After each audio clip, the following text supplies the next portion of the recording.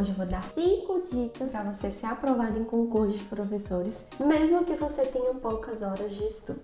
Se você trabalha em escola, tem família e filhos, assim como eu vou te mostrar como que você pode implementar um estudo com qualidade.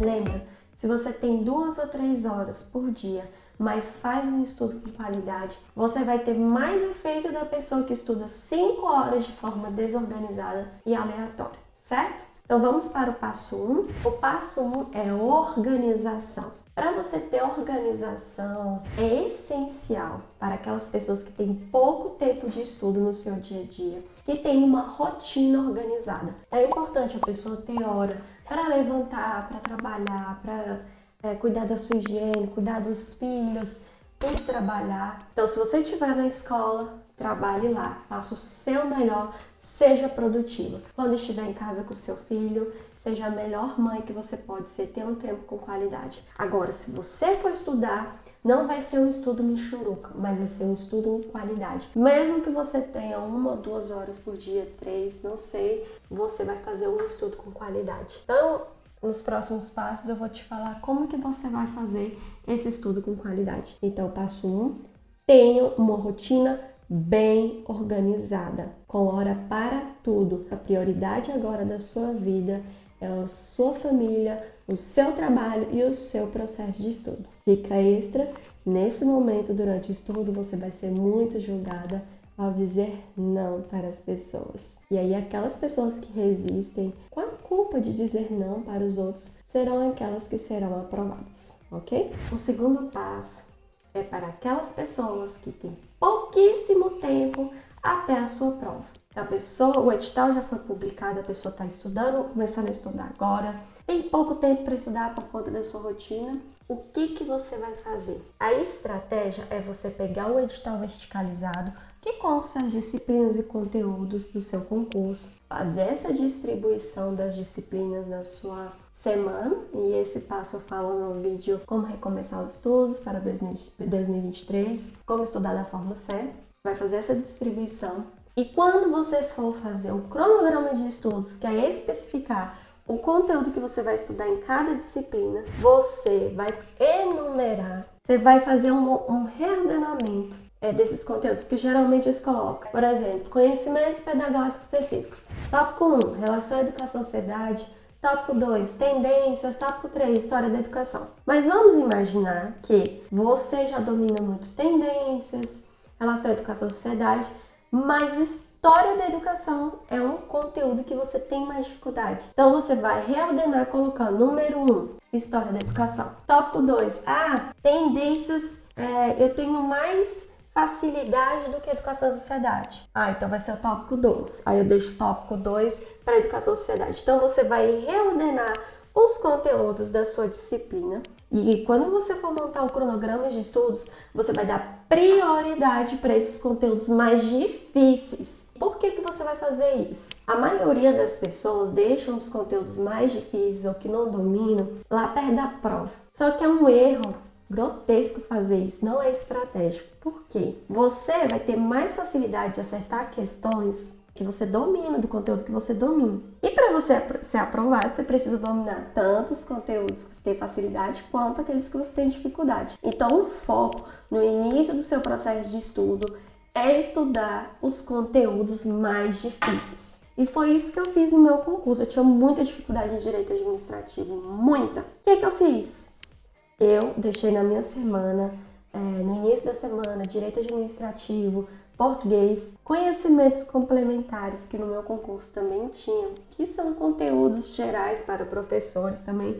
Eu tinha um pouquinho de dificuldade. Legislações, lembra que eu falei no último vídeo que eu gabaritei questões de LDB? Eu foquei na minha dificuldade. Então, se você tem pouco tempo para estudar, o que você precisa fazer? Focar nos conteúdos mais difíceis, mas não subestimando as outras disciplinas que constam no seu edital verticalizado. É muito importante frisar que alguns concurseiros focam em algumas disciplinas, esquecem das outras, subestimam e quando chega na hora da prova, eles vão super bem naquelas disciplinas que eles focaram, subestimaram as outras e não é aprovado. Para você ser aprovado numa prova, você tem que ir de uma forma geral na prova toda, tanto em conhecimentos básicos, complementares e específicos. E já quero te pedir para você se inscrever no canal, dá o joinha aqui no vídeo e já compartilhar os meus conteúdos para os seus amigos concurseiros, viu?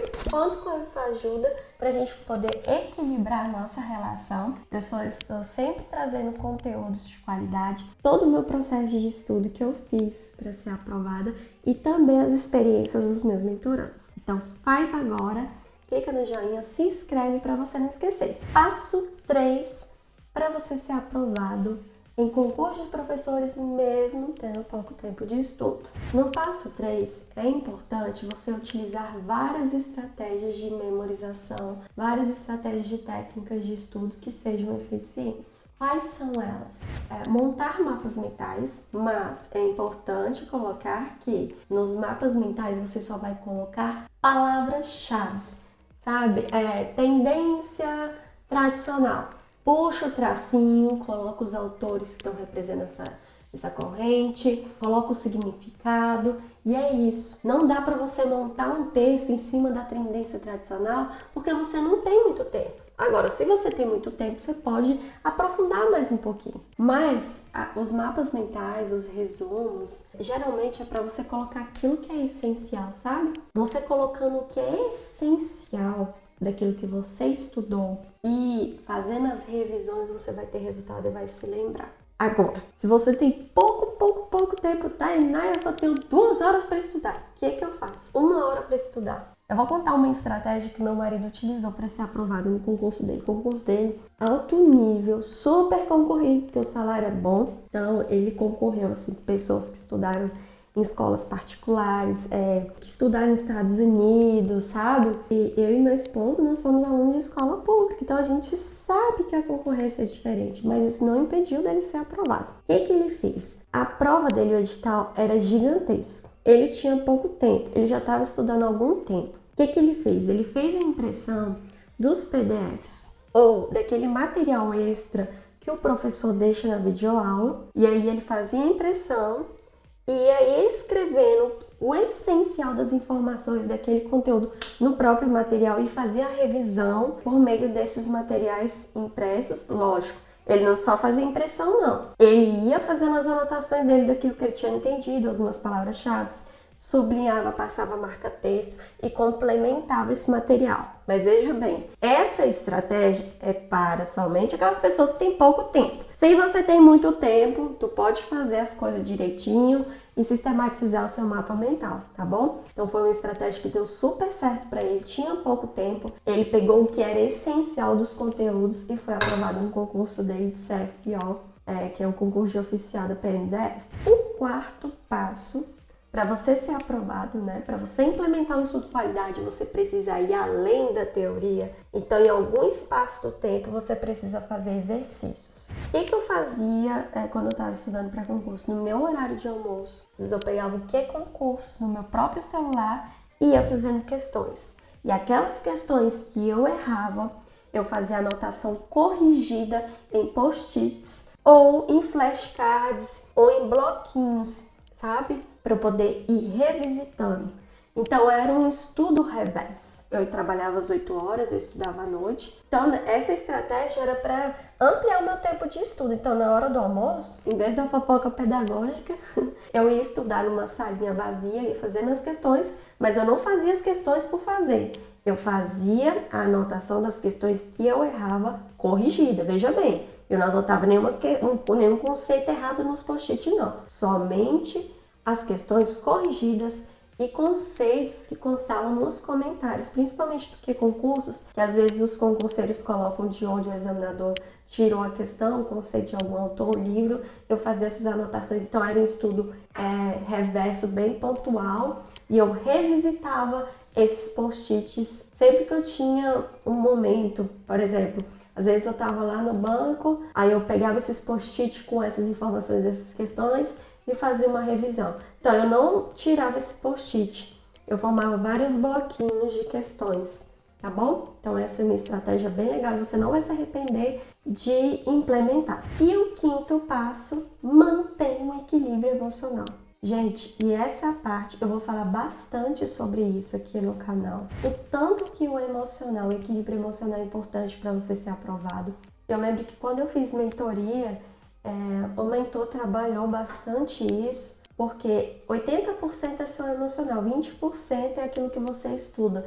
Então, se você está bem com você mesmo, se você resolveu suas questões, suas inseguranças, resolveu seus traumas, está no seu lugar na vida, você vai ter mais foco, você vai conseguir memorizar, você não vai se sabotar. Muita gente não é aprovada em concurso de professores por conta de traumas infantis, porque não tomou os pais no coração. Depois eu vou falar bem sobre isso daqui, que era algo que me bloqueava. Às vezes a pessoa sente que não merece sucesso, às vezes perdeu irmãos, não sente que é merecedor. Então, às vezes, algumas questões estão no nosso inconsciente e isso pode ser sabotadores que estão te pedindo de ser aprovado em concursos. Então, às vezes, a pessoa fez um estudo com qualidade, estudou bastante tempo lá no dia da prova, desequilibra. E foi isso que aconteceu no concurso de 2013 que eu reprovei. Eu estava tão nervosa, mas tão nervosa que eu bati o carro um dia antes da prova.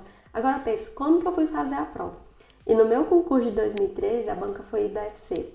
Quando chega no dia da prova, umas questões, gente, juro pra vocês, desse tamanho. Era um bom presságio. Bati o carro, chego na prova, as questões estão assim. Eu não tinha feito um estudo com qualidade na parte básica. Não fazia leitura fluida, não fazia revisão, não fazia questão. Era só um estudo michuruca, pincelado.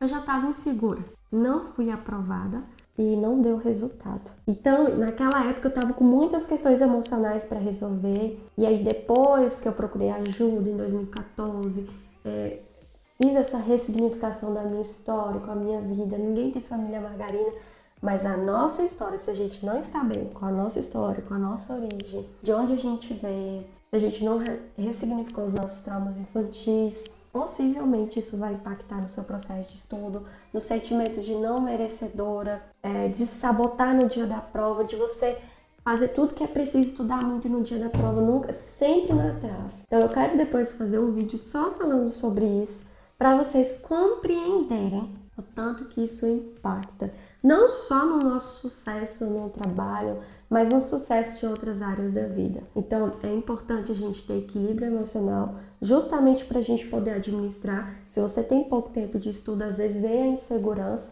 então você precisa ter uma organização de dentro para fora. Então é isso, queridos.